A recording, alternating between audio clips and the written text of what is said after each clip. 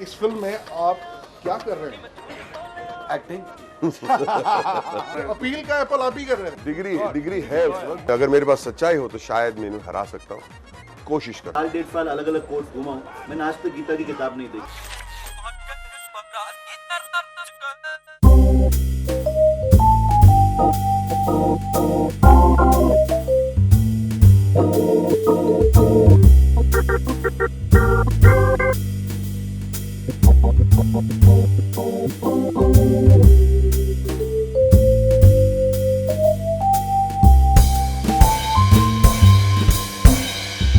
स्वागत है आप सभी का हमारी खास पेशकश में। मैं हूं रंजना शर्मा। समय के कटघरे में आज है जॉली एलएलबी के सितारे और उनको प्रोसिक्यूट करेंगे बॉली एलएलबी। मैं हूं वॉली एलएलबी और मैं इससे पहले रंजना इन लोगों के साथ शुरुआत करूं अपनी, मैं चाहता हूं कि अपने सर पर हाथ रखकर कसम खाएं कि जो कुछ भी कहेंगे सच कहेंगे और सच के सिवा कुछ नहीं कहेंगे। सच क्या प्रॉब्लम है?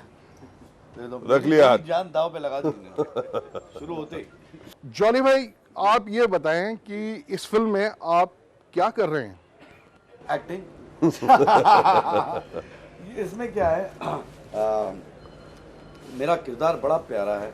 ये एक मेरठ का लॉयर है, छोटा मोटा लॉयर है। ख्वाहिशें रखता है कि मैं कहीं कभी दिल्ली जाके एक बड़ा लॉयर बन जाऊंगा, कुछ करूंगा ज़िंदगी में। उस हर इंसान की ख्वाहिश होती है, कहीं पर कोई मौका मिलता है और उस मौके का वो फ़ायदा उठाता है। और वो जो मौका है वो ले आके उसको राजपाल जो अपने भवन साहब कर रहे हैं वो उनके सामने ला के खड़ा करते हैं। और वो इतने मतलब इंडिया के सबसे बड़े लॉयर हैं, तो वहाँ से किस तरह की ज़िंदगी बदलती है, क्या होता है, उस तरह का कुछ कैरेक्टर है। और जब आपका सामना होता है, आप तो नंबर 1 लॉयर हैं और आपको कोई हरा नहीं सकता है, कोई भी केस आपने हारा नहीं है। जब अनएजुकेटेड लॉयर आपके सामने आता है तो आपको क्या लगता है? कि हर लॉयर एजुकेटेड होता है तो मेक अ करेक्शन है, लेकिन डिग्री है उस वक्त। बट इतना मेरठ से डाउट हो रहा है, वही मेरठ से डाउट हो रहा है कि असली बात ध्यान से पढ़ाई नहीं किया था उसने। ध्यान से। ध्यान से नहीं है। वो अच्छा, डिग्री एप्पल आप खरीद ही, ली होगी वो भी नहीं पता है उसको। अपील का एप्पल आप ही कर रहे हैं। मैं ऐसा कुछ कर रहा था। हकीकत यह है कि मेरा छठा या 7वां असिस्टेंट इसके लिए बहुत काफ़ी, मतलब सॉरी टू से, मतलब अरशद की इसकी कोई औकात The last one, go ahead. नहीं मेरे सामने, मतलब मेरे असिस्टेंट्स अपने हैं। आप को जलील होते हुए सुनता नहीं तो, लेकिन वो मतलब जो अंग्रेजी में कहते हैं you bite off more than you chew, तो वो हिसाब किताब हो जाता है। But every man wants to grow, हर इंसान को कुछ बनने की ख्वाहिश होती है। और ये आदमी सोचता है कि नहीं, सच्चाई अगर मेरे पास है तो शायद सच्चाई को लेके मैं इतनी तेज़ अकल नहीं है जितनी मेरी हो, लेकिन अगर मेरे पास सच्चाई हो तो शायद मैं इन्हें हरा सकता हूँ, कोशिश करता है। नहीं तो इसमें आप सच्चाई का सहारा ले रहे हैं अर्शद? हाँ, पहले नहीं, बाद में तो मैं किसी का भी सहारा लेने को तैयार हूँ। पहले तो हालात जॉली के कुछ ऐसे हैं कि भैया कोई भी थोड़ा सहारा दे दे, मैं लेने को तैयार हूँ। उसके बाद कहीं पे जहाँ पे जब उसका थोड़ा ज़मीर जागने लगता है, वहाँ पे आपको एक अंडरडॉग और एक हीरो की कहानी दिखाई देती है। वहाँ पे कहीं पे एक ऐसा मैसेज जाता है कि आप कोई भी हो, देश के आम इंसान, आपकी हैसियत बहुत ज़्यादा ना हो, लेकिन अगर आपने ठान ली है कि सच के साथ आप लड़ना चाहते हैं तो आपको जीत ज़रूर मिलेगी। सच के साथ जीत जरूर मिलेगी जी। और सुभाष जी, जैसे आप जर्नलिस्ट रहे हैं, कोर्ट कचहरी में आपका आना जाना लगा रहा, तो वहीं से इंस्पायर्ड है ये कहानी? जी बिल्कुल दुरुस्त कहा आपने। मैंने रियलिटी ज़्यादातर देखने को मिलेगी? नहीं, रियल दुनिया है जो दुनिया मैंने 2-4 बार जब मैं कोर्ट गया, 1-2 स्टोरीज को चेस करते हुए जब मैंने दुनिया कोर्ट में देखी, वो दुनिया रियल है। लेकिन उस दुनिया के अंदर जो कहानी है वो तो ज़रूर फिक्शनलाइज एक सोची समझी सी कहानी है। बस इतनी सी बात थी कि हमको ऐसा लगा कि हिंदी फिल्मों में जिस तरह के कोर्ट रूम होते हैं, वो जिस तरह का चित्रण है, वो 1940 से लेकर आज तक बदला नहीं है। ऑर्डर ऑर्डर ऑर्डर, गीता पे हाथ रख के कसम खाइए, ताजीरात हिंद दफ़ा 302 के तहत, 12 सितंबर की रात को आप कहाँ थे, कातिल कौन है, मेरे मुवक्किल, और ये तमाम चीज़ें। जब हम कोर्ट गए तो हमने देखा ऐसी तो कोई बात ही नहीं करता है वहाँ पर। मैंने फिल्म के रिसर्च के दौरान लगभग 1.5 साल अलग अलग कोर्ट्स घुमा हूँ, मैंने आज तक गीता की किताब नहीं देखी। मैंने किसी कोर्ट में विटनेस बॉक्स नहीं देखा, और मैंने किसी कोर्ट में वकीलों को बहुत शुद्ध हिंदी या शुद्ध उर्दू में तकरीर करते हुए नहीं सुना। बड़ी स्वाभाविक सी, बड़ी बोलचाल सी ज़बान में बात होती है, बड़ा सा इनफॉर्मल ढंग से लोग बात करते हैं। तो मुझे लगा ये दुनिया बड़ी इंटरेस्टिंग है और हिंदी फिल्म में पहले किसी ने देखा नहीं है, तो शायद लोगों को पसंद आएगी। लेकिन उस दुनिया को रखकर कहानी है इस अंडरडॉग की, कहानी है इस मामूली से मेरठ के वकील की, जो कैसे अपनी तमाम लिमिटेशंस के बावजूद हीरो बनता है फिल्म में, और कैसे आपकी और हमारी बात को कहता है, आपकी और हमारी भावनाओं की अक्कासी करता है। अच्छा, इसमें जो केस लिया है उसके बारे में कहीं कहीं चर्चा सुन रहे हैं कि वो कुछ एक रियल केस से थोड़ा सा इंस्पायर्ड है। जी, मैं जिस दौर में मैं एक चैनल में नौकरी किया करता था, उस दौर में दिल्ली में एक बड़ा मारूफ केस हुआ था, BMW hit and run case, और वो सिर्फ दिल्ली में नहीं पूरे मुल्क में पहली दफ़ा एक हिट एंड रन का केस था जो इतना चर्चित हुआ था। तो उस केस से बहुत सारी इन्फॉर्मेशन ज़रूर मैंने अपनी स्क्रिप्ट में शामिल की है, लेकिन ऐसा नहीं है कि वहाँ से चीज़ उठा के स्क्रिप्ट में डाल दी है। इन्फॉर्मेशन को इस्तेमाल किया है, तो काफ़ी इनपुट्स मैं कहूँगा, मैं स्वीकार करूँगा कि BMW केस से लिया है। नहीं तो जो बमन का जो कैरेक्टर है तो वो भी ऐसे ही किसी रियल कैरेक्टर से कुछ इंस्पायर्ड है। नहीं, बमन के किरदार रियल कैरेक्टर से इंस्पायर्ड नहीं है, लेकिन जब आप फिल्म देखेंगे तो बमन के किरदार को देख के आपको शायद कई देश के नामचीन वकीलों को देख कर आपको लगेगा कि शायद उनका अक्स है, उसका हल्का अंश। जी, और जैसे अरशद एंड बमन की केमिस्ट्री देखते हैं हम लोग, जैसे इन दोनों का नाम माइंड में आता है तो समझो फिल्म में पूरी कॉमेडी देखने को मिलेगी। कुछ ऐसा होगा इसमें? नहीं, मैं ये नहीं कहूँगा। मैं ये ज़रूर कहूँगा कि बमन और मैं एक इफ आई मे से सो, हम एक काफ़ी अच्छे एक्टर हैं। और जब इंसान एक अच्छा एक्टर होता है बमन है तो नहीं, इत्तेफाक पहले नहीं बोला आप भी अरशद ने कि इसमें झूठ बोले। नहीं सच में मैंने आपको तकलीफ मैं बताऊँ क्या है। देखिए, अक्सर ये होता है, कॉमेडी जो है वो थोड़ी सी प्रोफाउंड होती है, कॉमेडी दिमाग में रह जाती है और बाकी की चीज़ें लोग अक्सर भूल जाते हैं। हम लोगों ने जो फिल्में की हैं वो ऐसा नहीं कि हम सिर्फ कॉमेडी करते हैं, हम सीरियस रोल्स भी करते हैं, ड्रामेटिक सीन्स भी करते हैं, सब कुछ करते हैं, बट कॉमेडी लोग ज़्यादा याद रखते हैं। जहाँ तक जॉली एलन की बात है, मैं बार बार कहता हूँ कि ये कॉमेडी फिल्म नहीं है। आप ये ना सोच के जाएं कि आप एक कॉमेडी फिल्म देखना है, एक बमन और अरशद के साथ एक कॉमेडी फिल्म हो रही है या हाउसफुल हो रही है या कोई गोलमाल हो रही है, नहीं, बिल्कुल वैसी नहीं है। इसके अंदर जो ह्यूमर है वो हकीकत पे बेस्ड है, हालात पे आपको हंसी आती है, जिस तरह एक कोर्ट रूम फंक्शन करता है उस पे हंसी आती है आपको, जॉली जिस दौर से गुजर रहा है उस पे हंसी आती है आपको, लेकिन कहानी जो है वो काफ़ी थ्रिलिंग है, काफ़ी ड्रामेटिक है, एक किसी के बहुत ही जद्दोजहद की कहानी है, एक कैरेक्टर जो लड़ रहा है अगेंस्ट ऑल ऑड्स उसकी कहानी है, एक बहुत ही पावरफुल आदमी के उसके दिमाग की कहानी है, वो किस तरह मैनिपुलेट कर सकता है इंसान, उसकी ताकत क्या है, उसकी कहानी। सो कहानी में बहुत शेड्स हैं, बहुत कुछ है। हाँ, इसमें हंसी भी है। ये जो भमन, ये जो इस कहानी में जैसे अरशद भाई बता रहे हैं कि एक सटायर है, एक व्यंग्य है, तो ये किस पर है? ये वकीलों पर व्यंग्य है, ये कोर्ट पे व्यंग्य है, या जो लोग न्याय की खोज में जाते हैं उन पर एक सटायर किया है? क्या है ये? मेरे ख्याल से जो दुनिया हम कोर्ट रूम की दुनिया जो हम देखते आ रहे हैं फिल्मों में, वो एक फाउंडेशन एक अलग है, एक फॉर्म अलग है। ये जो नया फॉर्म है, we will find it amusing. अच्छा, ऐसे भी होता है, अच्छा जज ऐसे भी बात करता है, अच्छा वकील ऐसे बात करते हैं, ऐसे these are the happenings inside of court. वो फॉर्म जो अलग है, जो हमें नया लगेगा, वो बहुत ही अम्यूजिंग है, हंसी भी छूटेगी, बट हम लोग कॉमेडी नहीं कर रहे। मतलब हम ये मान के चल सकते हैं कि जो हमने पुरानी फिल्मों में सुभाष देखा है कि राजकुमार या बड़े बड़े एक्टर्स वहाँ आके तकरीरें करते हैं और जो जिस तरीके से मुकदमा लड़ते हैं, वो सब हमें देखने को नहीं मिलेगा। कुछ नया दिखा रहे हैं आप। जी, ये निश्चित रूप से वो देखने को नहीं मिलेगा। ऐसा वकील नहीं बोलेगा कि मैं अपने काबिल दोस्त को याद दिलाना चाहता हूँ कि उस तरह की भाषा नहीं है। जैसे मैंने आपसे कहा कि बहुत रूटीन, बहुत रेगुलर, बहुत दैनिक, बहुत दिनचर्या वाली बोलचाल, उस तरह के डायलॉग्स हैं, उस तरह की कॉन्वर्सेशंस हैं। कोर्ट में केस भी चल रहा है, लोग आ भी रहे हैं, जा भी रहे हैं, पंखा भी बंद हो रहा है, एसी भी आज काम नहीं कर रहा है, गर्मी भी आज ज़्यादा है, जज का मूड भी ख़राब है, चाय भी ठंडी नहीं मिली, जो आपके साथ ऑफिस में होता है। मैं नहीं मानता हूँ कि जो आपके साथ ऑफिस में होता है वो जज के साथ उसके कोर्ट में क्यों नहीं होगा, वो उसके कोर्ट में भी उसके साथ होता है। तो उससे उसकी परेशानी क्या है, उसकी टेंशन क्या है, उस सब के बीच में, उस पूरे केओस के बीच में इस पूरे रायते के बीच में एक कहानी है इन दोनों के संघर्ष की। और वैसे वो सब हमने प्रोमो में भी देखा है, क्यों अतुल? और लेकिन सुभाष जी, एक सवाल है, जैसे मुन्ना भाई MBBS से आई थी, उसमें एग्ज़ाम को लेकर काफ़ी ऑब्जेक्शन हुआ था बाद में कि किस तरह से वो एग्ज़ाम पास करते हैं।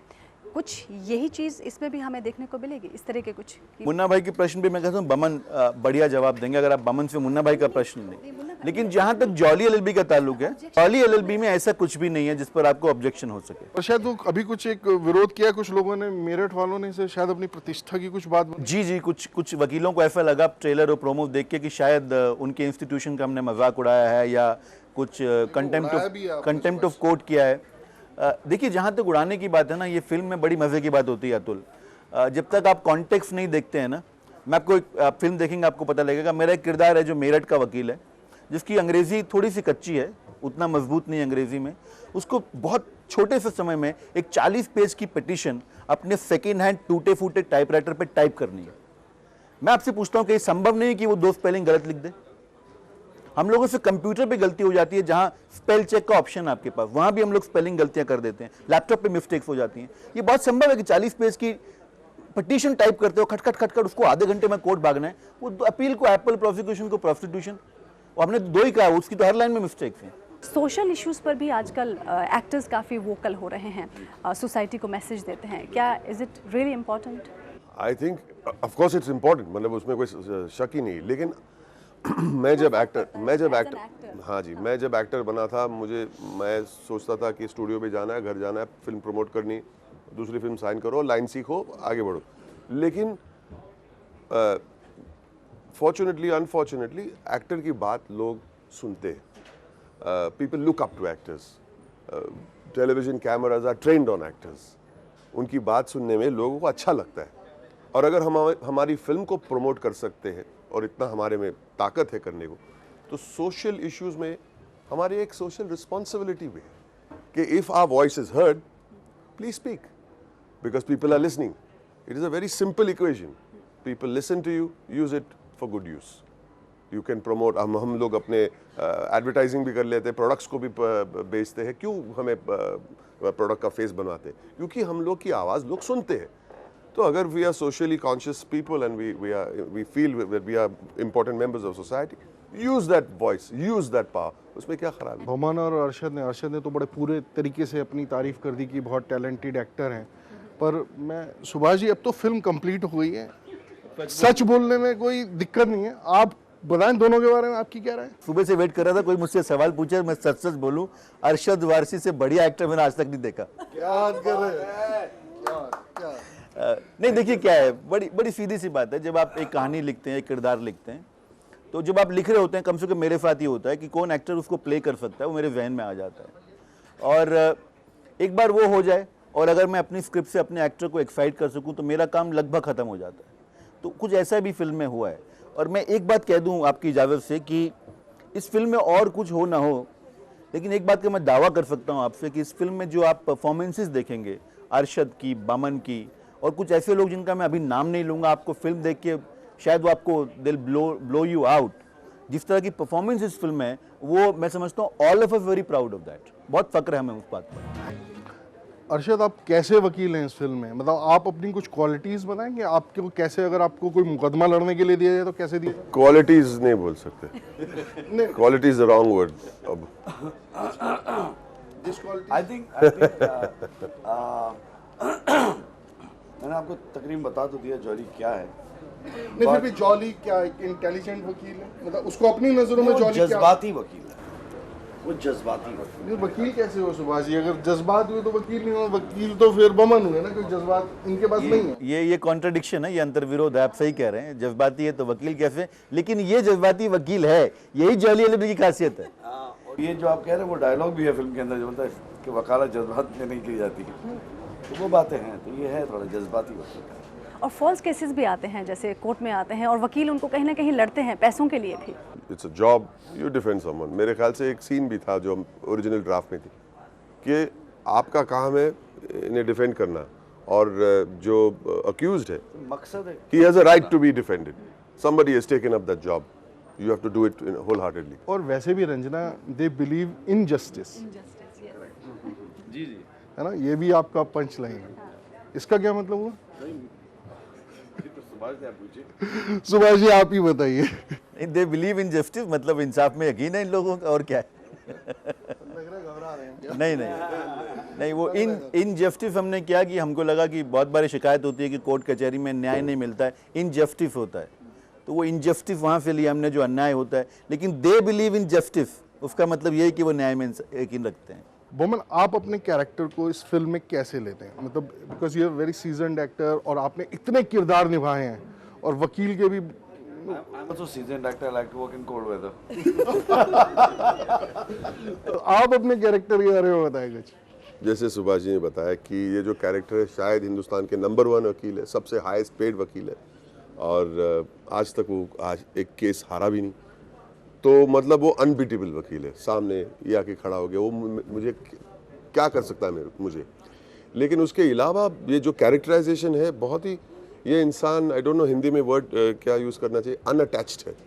टेबल पे कोई बीवी बच्चे का फोटो भी नहीं, अपने असिस्टेंट्स के साथ भी ऐसी फ्रेंडली टाइप का इंसान, बहुत ही एरोगेंट, बहुत ही बॉम्बेस्टिक, अपने आप को ग्रेट समझता और ग्रेट है भी, लेकिन एक स्ट्रीक ऑफ मैनिपुलेटिव साइड है उनमें। इसलिए मेरे जैसे वकील जितने भी अच्छे हो इस दुनिया में, जीतने नहीं चाहिए। जीतने नहीं चाहिए, ऐसा क्यों सुभाष जी? ये कैरेक्टर ऐसा क्यों सोच रहा है? नहीं, मुझे लगता है कि वो एक चीज़ जो अपने कैरेक्टर के बारे में मिस कर गया कि वो रूखा है, वो एरोगेंट है, वो अपने आप को बादशाह समझता है कोर्ट कचहरी का, और तमाम न्यायपालिका जो है वो लगभग कठपुतली का खेल है उसके लिए। जिस तरह वो खेलता है, लिटरली आप फिल्म देखेंगे तो आपको समझ में आएगा, बमन का किरदार कठपुतली की तरह कैरेक्टर्स को प्ले कर रहा है कोर्ट में, कचहरी में। लेकिन एक चीज़ नहीं है उसके पास, जो सबसे बड़ा हथियार है, सच्चाई। वो जॉली के पास है, वो जॉली के पास है। तो इसलिए शायद वो कह रहे हैं कि अगर सच्चाई नहीं है तो ये सब का क्या फ़ायदा। तो इसीलिए जॉली जो है वो फिल्म में सच्चाई के लिए लड़ रहे हैं, यही हम देखेंगे फिल्म में। मतलब बाद में जब उसे अकल आती है, जब उसके जज्बात कब आती है अकल? और अच्छा, कैसे अकल आती है ये बताएंगे क्या? कहीं पे उसके क्या कहते हैं, जो उसके करीबी लोग हैं, उनका भरोसा उठ जाता है उस पर, उसको खुद को अपने आप पे घिनौनापन, मतलब I know how to explain it, but you know you embarrassed about yourself. जी, और सुबह जब बोमन और अरशद सेट्स पे हों तो प्रैंक्स तो ज़रूर करते होंगे। अरशद पे मुझे पूरा डाउट है। आपका डाउट बिल्कुल सही है। अरशद एक बार शुरू हो जाए तो रुकता नहीं है, और बमन और अरशद मतलब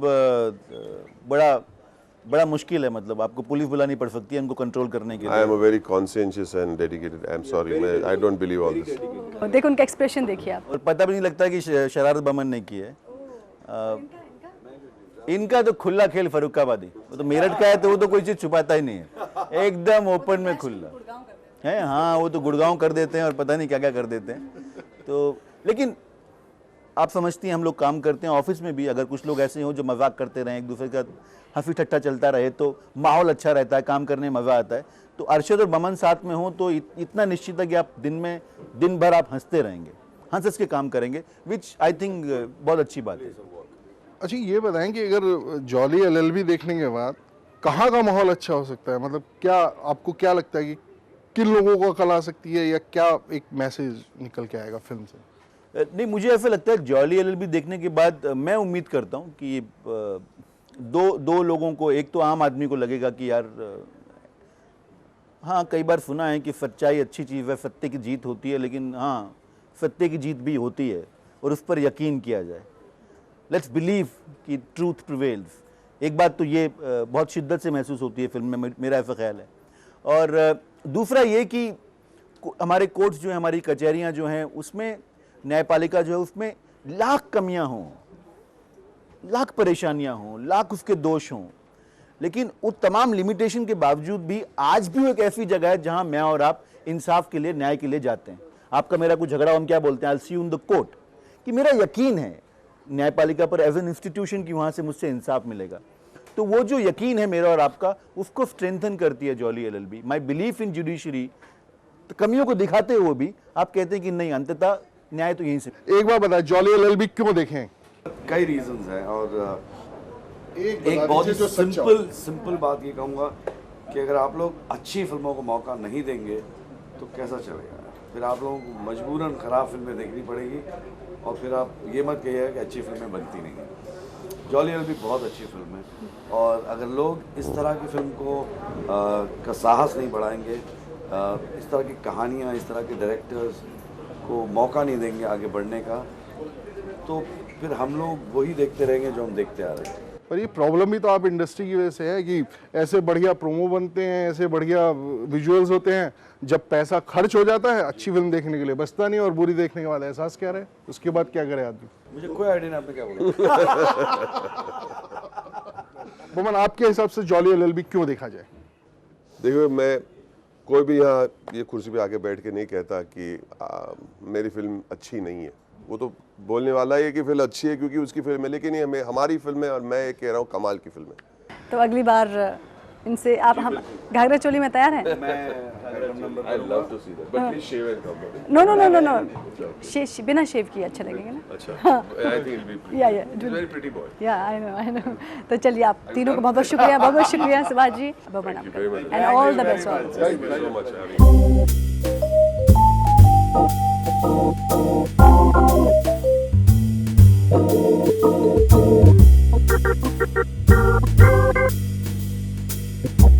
Thank you.